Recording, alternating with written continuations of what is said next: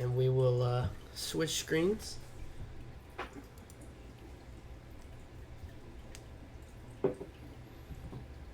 All right, gentlemen. Well, this is going to be officially the introduction here to our podcast for today.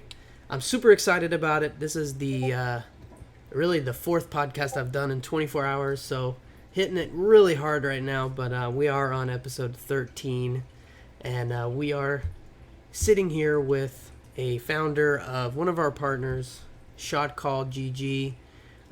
Really believe in this platform, so let's go ahead and get a little introduction. Tell us who you are, what your name is, where you're from, just a little bit about you. Sure, man. And I appreciate you having me on. So my Definitely. name is Thomas a Gentle, and a Gentle is spelled exactly how you would think it is, right? I used to get a lot of flack for that. Um, I am the CEO and co-founder of Shotcall, and it's a platform and a marketplace for fans to play games alongside their favorite people. Cool. Yeah, well, thanks for coming on board.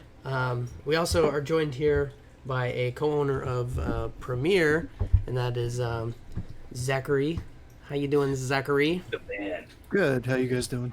We broke his we broke his seal yesterday with podcast. He had never done one before, so That's he's true. he's now a veteran. He's done a couple now, so Sweet. glad you could join us as well. But hey, man, really, to be honest, I don't know anything about you, so I'm interested. I'm interested to find out Sure. more about you, and I think it'd be really cool if you kind of just told your story, man. Who are you? Yeah, man. Cool. So I over the past 8 to 12 weeks, I've had to pitch. I mean, we're in the middle of a capital round, so I've had to go through my story and how Shotcall came to be over and over and over again. So I can share like the same spiel that a lot of Just give it to me real, man. What is it to you? What does it mean to Yeah. you? You know, you don't have to give me the investor speech. No. So I'm always a very transparent guy. So the same spiel that I give to investors is the real spiel, right? Love it. So, uh, r- right off the cuff, I don't know if you are able to pick up on it yet, but I do have a bit of a stutter. And the only reason why it's important to point out is because nowadays it's nowhere near as bad as it used to be. But growing up, I was essentially a mute. So Oh, okay.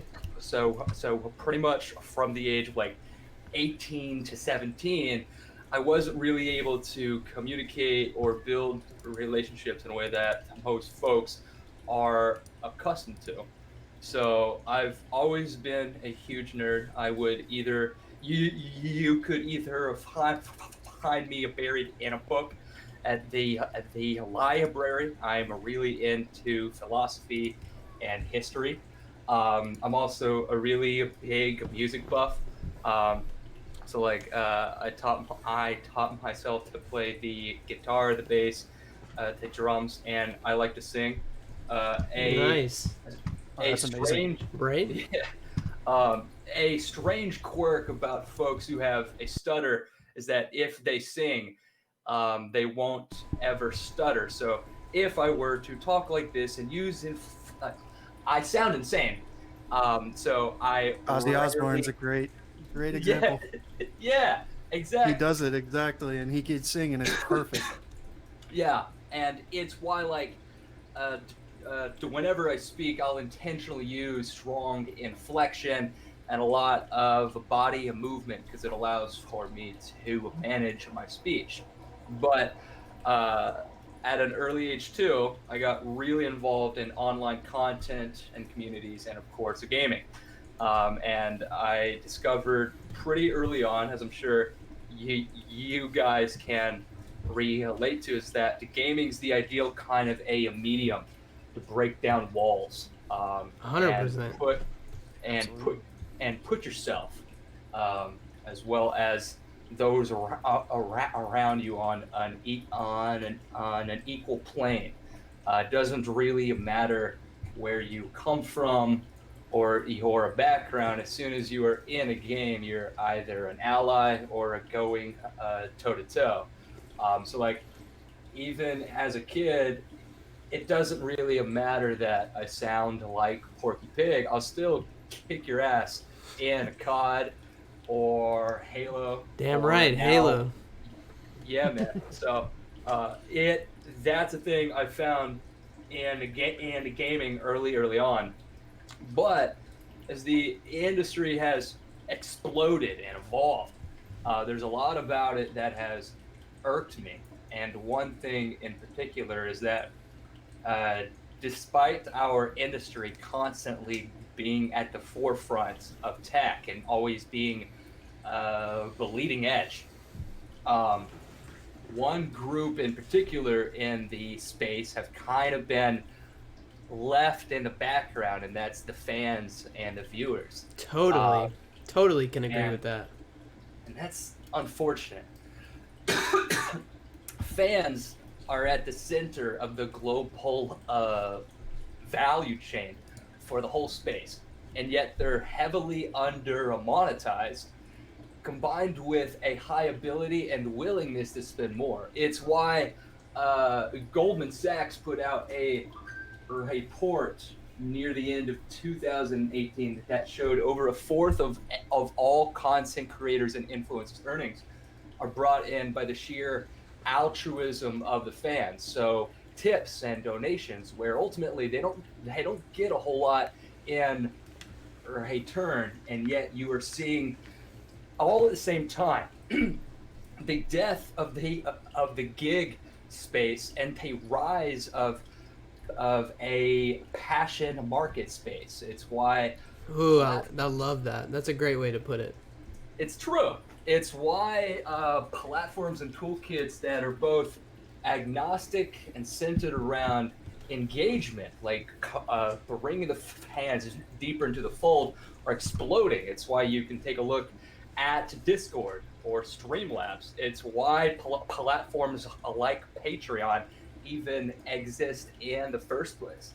Um, and one thing that has always irked me is that like fans of gaming and esports is a totally a different breed from other kinds of fans. Like I can be a fan of a LeBron James, but I know I'm never going to get on that court. I'm never going to be anywhere near as good as he is. I can't really live vicariously through him. However, if I'm a fan of a professional gamer, some kind of an entertainer, or a creator on YouTube, I can empathize. I can put myself in that spot and say, I play the same games. I have access Do to the you same do you think hardware. that's why? Not to interrupt you, but No, do yeah, do you think that's why, like over the last, I don't know, decade, that it just kind of blew up, where yeah. you saw everything, it just kind of clicked for people? I don't know, maybe it was our generation that kind of just grew up a little bit and decided, hey, like this actually makes a lot of sense. You know, we were fans before we loved the game. Why not, just tie the two together? And esports has just really taken over from where it I was 10 think years ago. I think it's a culmination of things. Like one, it was inevitable that the gaming would have some kind of a fan base, and the dichotomy between the fans and the hosts were always special. What I think is more recent that has allowed for it to explode is I don't know how old you guys are, but I am 28. About, So yeah, I about the grew same up. age. Yeah, I'm Hell yeah, 32. see man. Yeah, so then all of us grew up on like hey Famicom and and Nintendo. all of like the pioneers of gaming, it was all single player. Yeah. There, you didn't have Absolutely. a means to build relationships, but more importantly, build a community because you are solo. And then you get hit with Xbox Live. Then you get hit with uh, a lot of.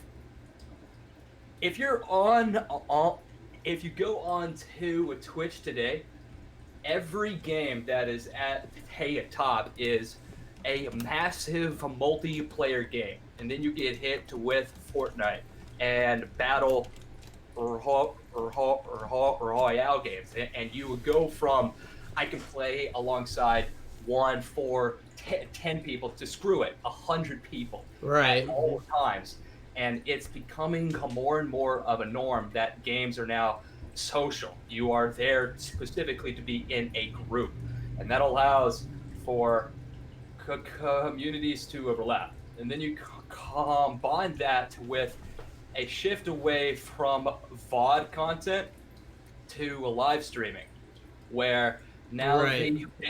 where accessibility is so much easier. You don't have to be good at chopping down content. You don't have to be a pro at production. Can you turn on a camera? Can you talk and Right. Made it a lot more accessible. that? So across the board, gaming has become far more accessible. It's at a crescendo if someone like a Lady Gaga is skipping her studio practice to play Bayonetta.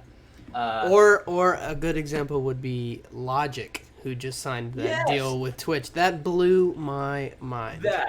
Yes. Blew my mind. So all of these culminating factors of technology, how you interact, and multiplayer games, and now it's something like 58% of the world's population is a gamer.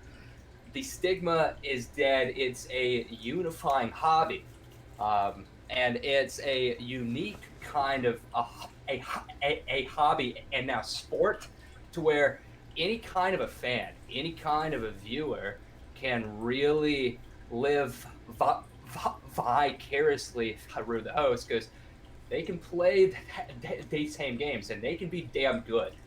So it's cool.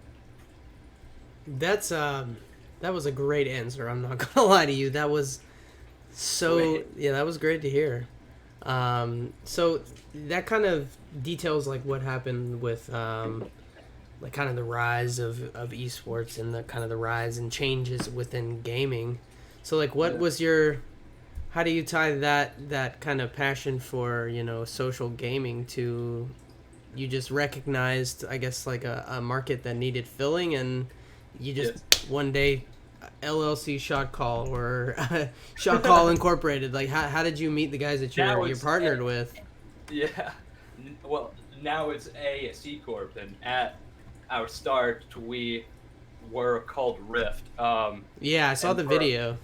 Yeah, and for It was alright. obvious IP, dude, you don't have to sugarcoat it, man. It's shit. It's fine. It is not a big deal. But for obvious IP reasons, the name had to change. And really, it was all built around the idea of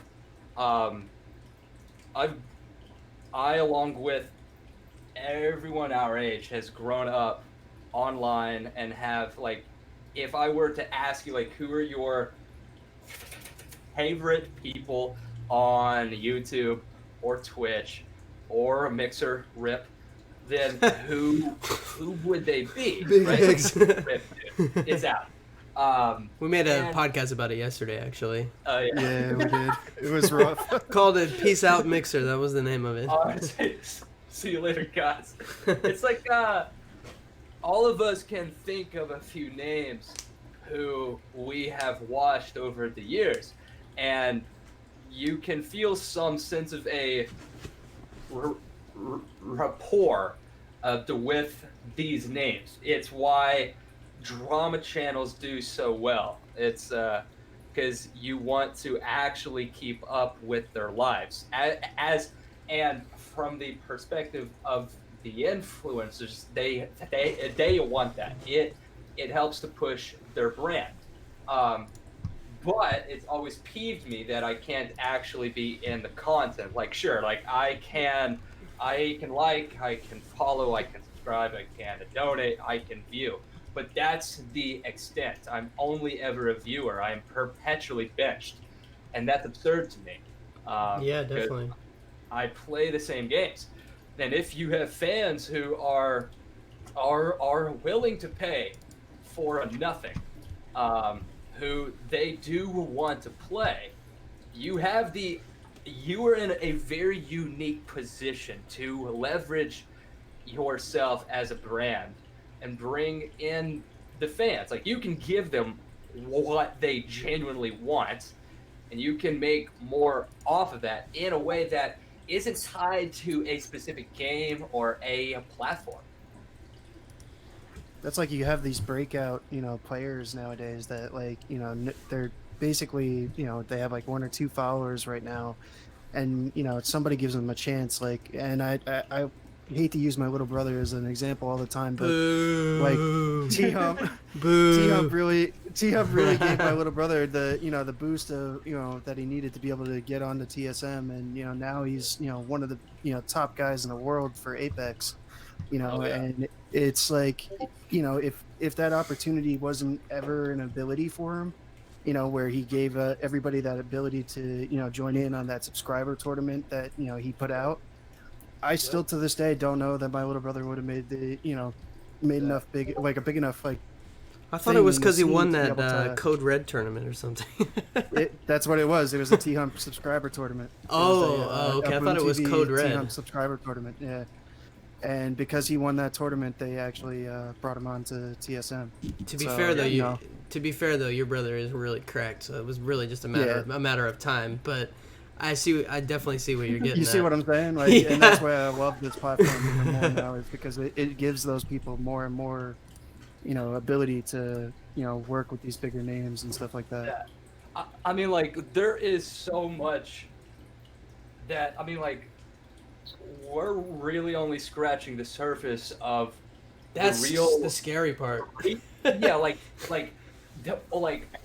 if you think about the true repercussions of it becoming a global norm, to have fans consistently in the content and in the game.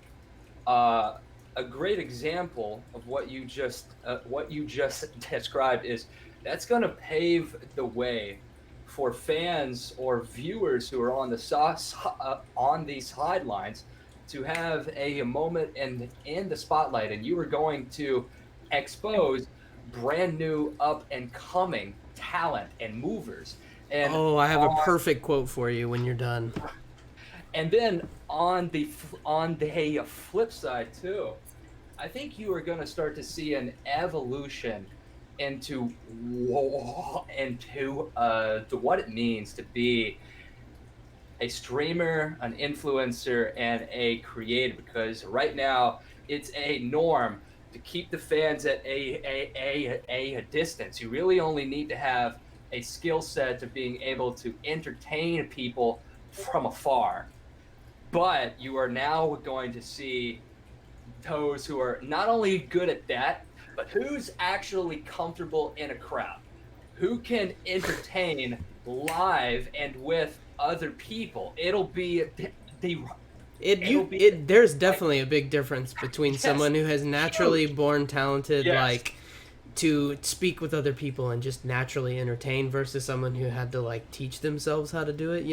It's Exactly. not natural. It's definitely No. not. It's something that you have to really practice at and really kind of grow into, unless you're just Yeah. born with that gift of gab, which not everybody is. But to your point, I think I was reading an article online recently, and it said sometimes ideas grow best in the minds of others, and I thought, whoa, whoa, that's crazy.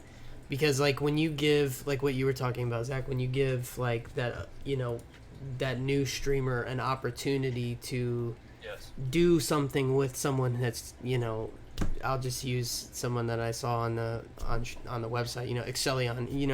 You can say, hey, I get an opportunity. I'm new. He's not.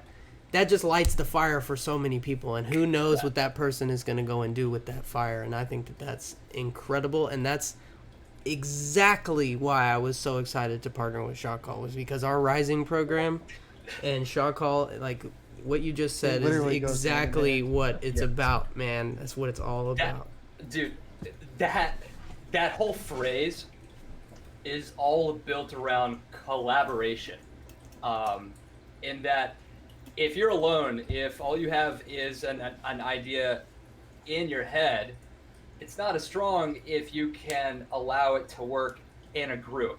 A good example of a platform that it was built all around taking an ocean of micro communities, bringing them under one umbrella, and giving them a seamless way to collaborate.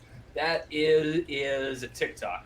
That is how. I thought you were about to say Mixer, and I was No, I was a no, little nervous there not- for a second. No. Because on Mixer, and not even on Twitch, yeah, you can you can raid or host. You're not co-hosting. You're not really collaborating. All collaboration takes place off of Twitch, off of a Mixer, and then you have to come back. That's not the same. On a TikTok, everyone who started on a TikTok, at least at the start, and for the most part, you have never heard of. Who cares? They are a no one.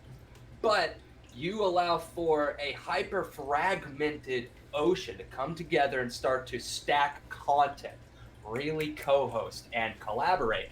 You are bringing them all together. That's what we are trying to tap into on a Shotcall. You should be able to co-host and expose your community to other communities and co-host tournaments and queue lines and giveaways and sweepstakes, and it all has to be built. All has to be built around engagement alongside the fans, and it is going to ideally open Pandora's box, and it's going to force some pretty big changes in the space if suddenly doesn't really matter where you host the content, doesn't really matter if you are big or not. You can now connect into other communities, and you can have your fans kind of drive the ship. There's a lot more that we can do. Thanks, Joe. Thanks for that follow. Appreciate you stopping by. Yeah, no, I mean, I would agree. I think that's how you go from a good idea to something that is very, very, very popular. Is involving, everyone.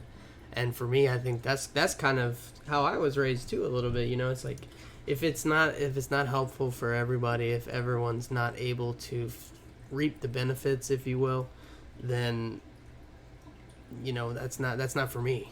And I think global, like, I don't even know, culture change, it can't happen for the few. It has to happen for everybody. So that's really cool. It's really cool to hear you say that. Is there anything maybe that you upcoming? I know, talking to Cuddle Bear, there were some neat things going on here soon. Some neat features Whatever that you guys got going whatever on. you're not allowed to discuss. And I just want to point out, I'm wearing the Premier jersey right now because we have a tournament tonight with you guys for Barb's We're birthday. super excited for I as don't well. just walk around wearing this all the time. No, I mean, dude, do it. Yes, you do. Yes, you do. I mean, Always sometimes stay the on brand. sweatpants. Yeah, man. The Perfect. sweatpants are good, but not the jersey. There are a few things I can talk about. Like, one, obviously, as you just said, are the tournament brackets, and we all know that there are dozens of sites and platforms out there that allow you to host tournaments, no doubt. Where we differentiate is one, it has to be made a whole lot easier. Like, not everyone who's going to host a tournament is a Shroud or a critical. It has to be able to spin up, be very easy and accessible to all, and still scale. But also, a lot of these companies and platforms, they're gonna struggle having to convince influencers and hosts to come onto their site, because you're essentially kind of convincing them to only do one kind of an activation, and therefore limiting themselves a little bit almost. yes, I think. very much so, and that's why it can get expensive. Like, if I had a separate site for coaching and grudge matches and tournaments, and I have to convince you, like, please just bring on your talent and convince the talent to tear the fans away from the content and game that they already enjoy and have them spread out all over here. That's absurd. You know, that is annoying. I will say that is so annoying. If it's not that to me right there, I don't care what you're talking about. Whatever the case is, if it's spread out, it's annoying. And I'll give you a great example. CS:GO is annoying. It's annoying. There's 20 different organizers and no one has a clue how to do anything. No, I mean, it's like they're all over the place. It's absurd. if there was one league or maybe even 2 leagues, 3 maybe, it would be better. But there's like 20, and it just makes no sense. There are 20. It's absurd. Or like how FIFA is with you know, the entire world of soccer. You know, like if there was just like, I know there's a lot of corruption in FIFA, so that doesn't really make a lot of sense. But I mean, if there was just like an organization that was able to do it and just kind of streamline everything, oh my God, it would be that. I think is the next step for esports, and I don't know who's gonna do that. Maybe Puckett or I don't even know who would be capable of doing something like that, but that's what needs to happen. I completely agree. Like, for us, how we see it is influencers and teams and orgs, they need a platform that that can evolve as they evolve. Like, if I'm a coach in League of Legends and I'm on one of these many coaching sites, what happens if I get bored of League, or a new game pops up, or say, screw it, I don't want to coach anymore, I want to do something else? Then all that time, all that presence I've built on this one site is dead. Mixer. It's absurd. Instead, on a shot call, we know that you are going to get into a new game. So your community is going to evolve. You are going to want to do a lot of different kinds of interactions and activations. And we say, I don't care what you want to do, you should be able to do all of it on one site. It should evolve as you evolve. I don't know why. Definitely. I don't know why more platforms in the space don't acknowledge that you should be agnostic, because putting all of your eggs into like one site that only allows you to do one thing, what if you get banned? I would say that's like that's a conversation that can apply to a lot of different things. I mean, if you look at let's just put my esports team hat on for a moment. You could say there's 2 approaches to esports, Zach. Wouldn't you say, you know, you could focus on just one game and get really popular on one game? Or, absolutely. Or you could branch out and do 4 or 5. What's the right approach? I don't know. Or as a content creator, there's really nobody that has the answer at the moment. You know, you could be a variety streamer, or you could stick to one game. Yep. And I think that's kind of the beauty of it is although we're realistically 10 years into this space, there's no right way or wrong way to do it, and everyone just kind of find their way, and I think the most consistent will win. That's really It's whoever comes up with the most unique idea at the moment. Yes. That's everybody. Yeah, It's all unique. Move fast. Yes. Yeah, so I have a great Completely. idea, and I can't do anything with it because I don't know how to do it. Zach, I shared with you my business plan, didn't I? I shared it on that. Did you look through it? Mm-hmm. It's such a crazy idea. Well, can you share it? I don't know, man. yeah, no, I can. It's fine. Look. No, I can share it with you. It's not bad. It's entirely up to you, man. If you would like, I can sign an NDA. We're live right now, so all of our viewers would have to do it too. No, so I mean, basically, it just kind of addresses the biggest issue that when I kind of had to try to sit down and really think about what I wanted to do with Premiere and what I wanted to be about, and kind of just trying to remain unique and individual. And I really had to sit down and think okay, what's the problem with the space? What's the solution? So for me, I thought, hey, the biggest problem is pipeline.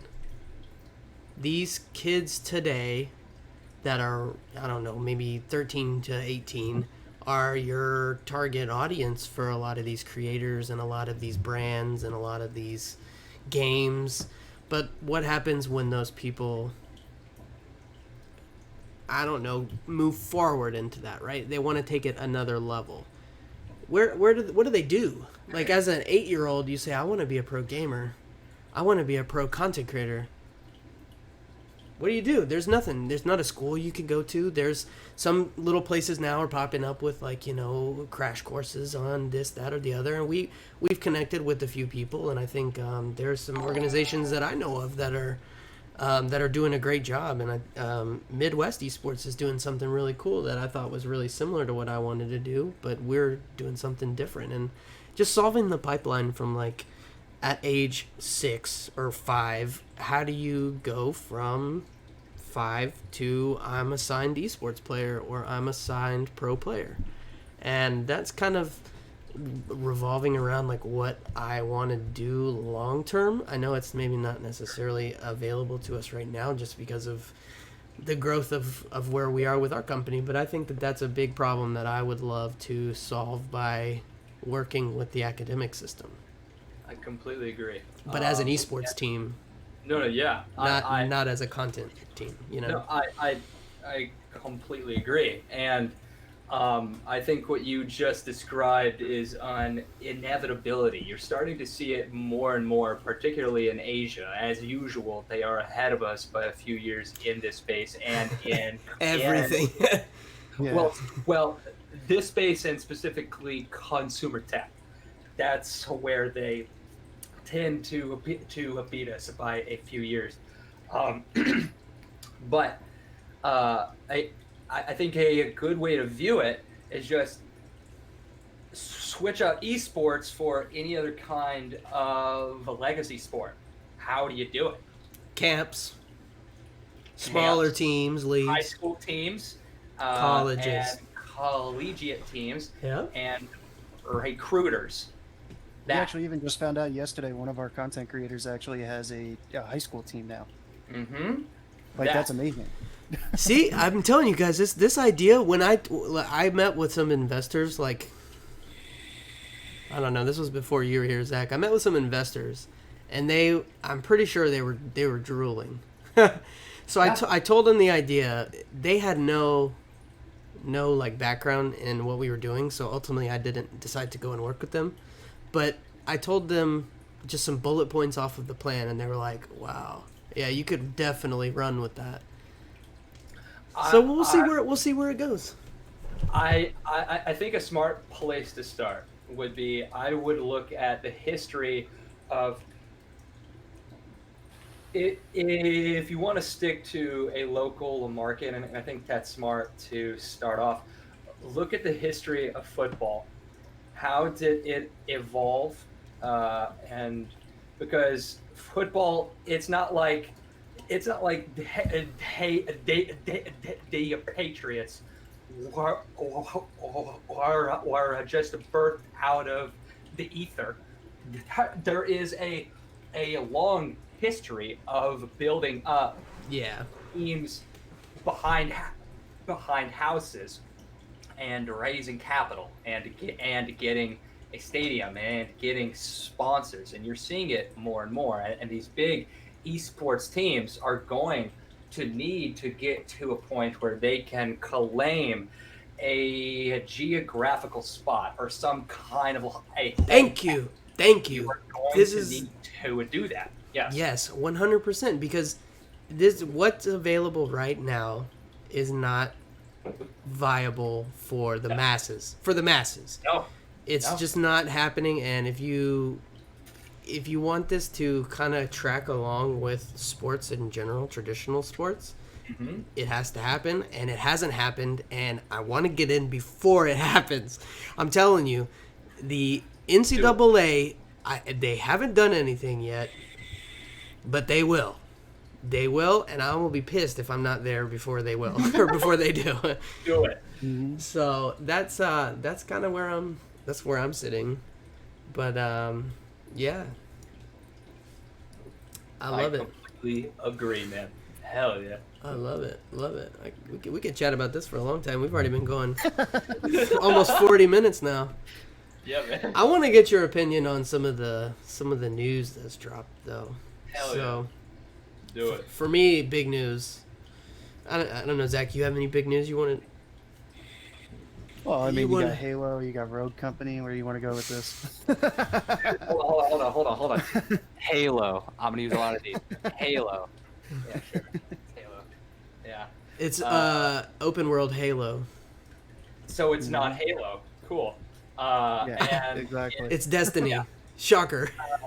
it is Destiny, and I seriously question the creativity of the studio there at 343 and Microsoft, because I see that grappling hook into a punch, and I think, oh cool, Apex. Doom is back. No, Oh. Doom. Yeah. Okay. Yeah. Yeah. Yeah, great, because that sold great, and I know that they got scorned by Bethesda. So, hey, Which praise Bethesda. I mean, they're great. Godspeed. Yeah. So I mean, like, there's one, you need to get rid of sprinting. Stop having sprint. You are destroying the mechanics of what made Halo good. Get rid of sprint. 100%. Get rid of that ground smash thing. Yes. That Well, makes no. Get rid of superpowers. Get rid of the jetpack. What? Why am I going to? He said, don't even get me started, man. I can't even with you. I don't even want to hear it. Get out of here. Why? Like. What did I do? What did I do? Halo 1, 2, and 3 were immaculate by design, because it Absolutely. forced you to either take these. You could apples to apples comparison. You are always going to swap either mobility for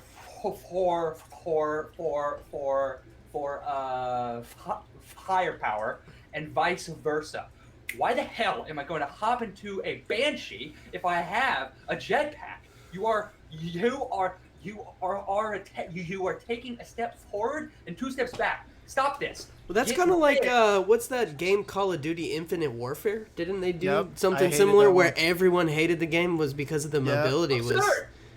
Yeah, you had the grapples and everything like, like that. one of the on worst walls, like- selling Call of Duties in history. Yeah, and the design team, in their hubris, is going to say, well, we don't want to do the same old thing, and we want to be creative.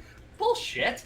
All you are doing is you are looking at what games sold the best in the past 18 months and picking the things that they had and trying to cram it all into your game and pat yourself on the back. No one is buying this.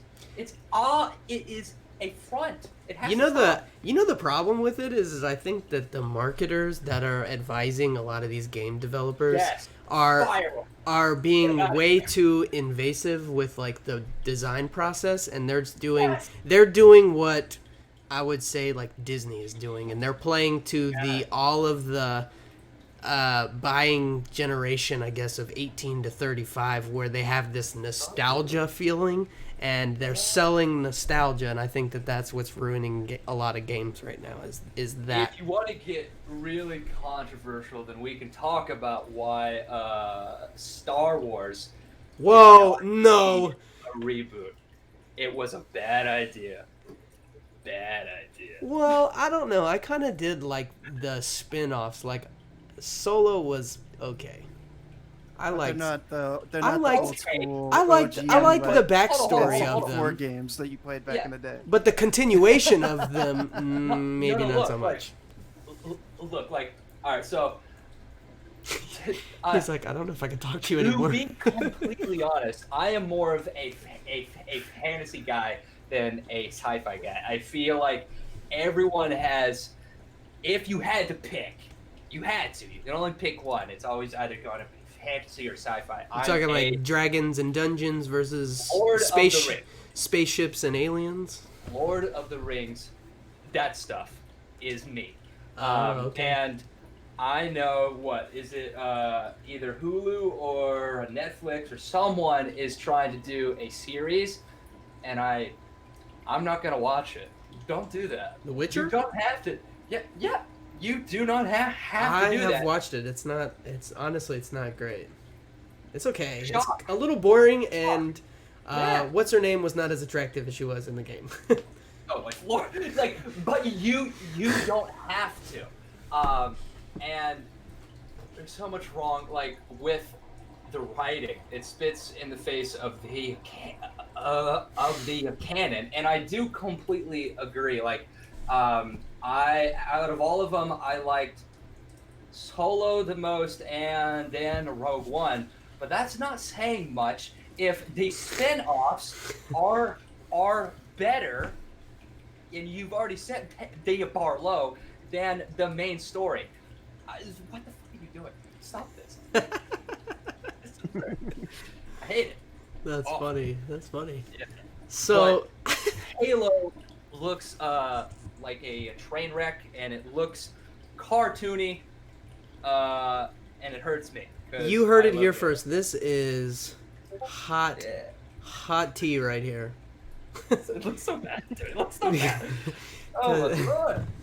Ugh. We actually had a community manager on our team who was so moved by the trailer that he became emotional. So it's nice, I guess, to see the other side of the shirt, or the other side of the tracks there.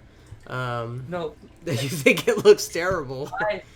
I got the goosebumps the moment that the first score comes on, because of the Original? nostalgia. Yeah. Yes, Yeah. it's because I have a hard time separating the new content from what I grew up and loved.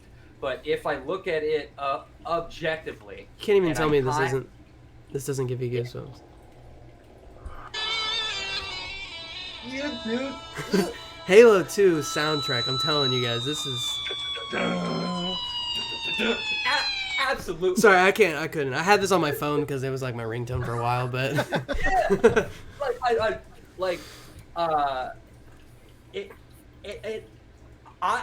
I would prefer that they just scrap all of these. It's weird because how you screw up games today honestly takes more.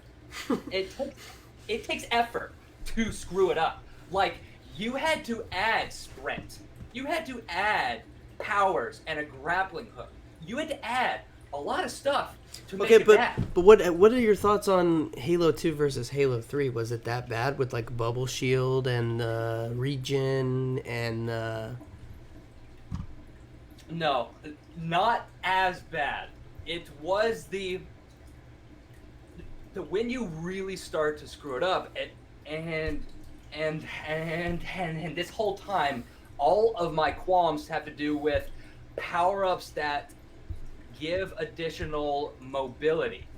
Okay. So my thing that's was how- when they took away the Magnum. That was like, I was done. I was like, I'm tired Oh, of you. dude, You well, can't ever alright, take away this well, gun from me. Well, look, I can objectively say that the original Magnum, that shit was broken. That was stupid, bro.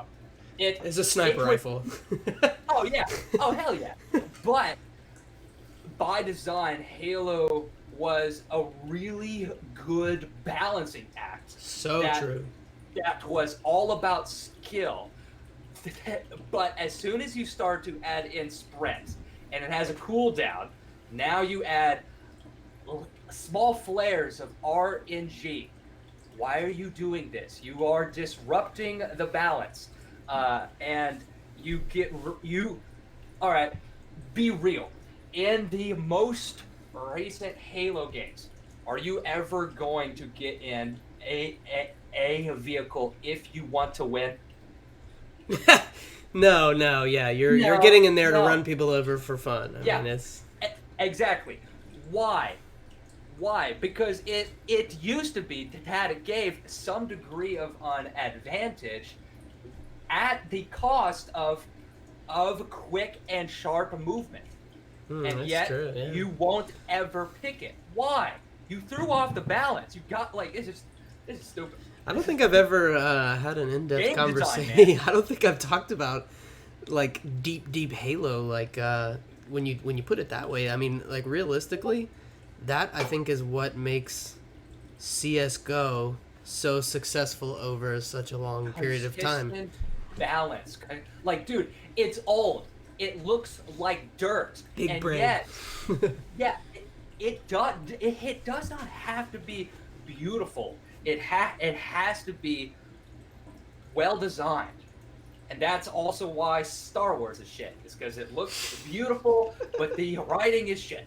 It's all about design, man. I don't know. I love it. It sounds like you could go on that topic for some hours there. We're coming up here on our time though.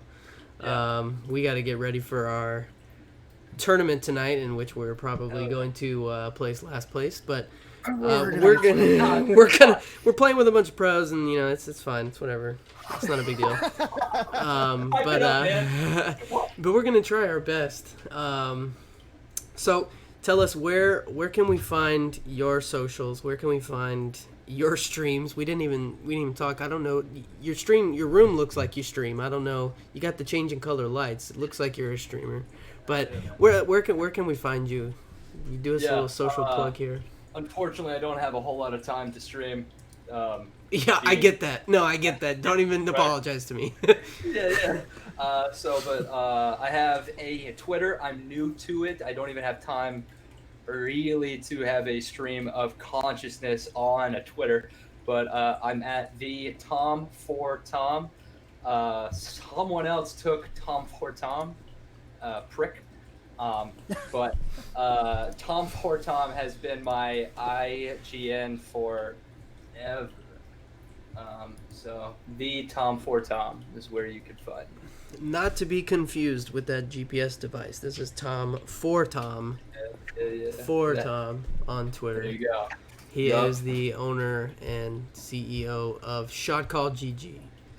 So make sure y'all go drop him a follow. Shotcall's free, by the way. Go on over there. Tell him Premier sent you. And we'll catch you guys on the next episode. Thanks for joining. Hell yeah. You know, I'll be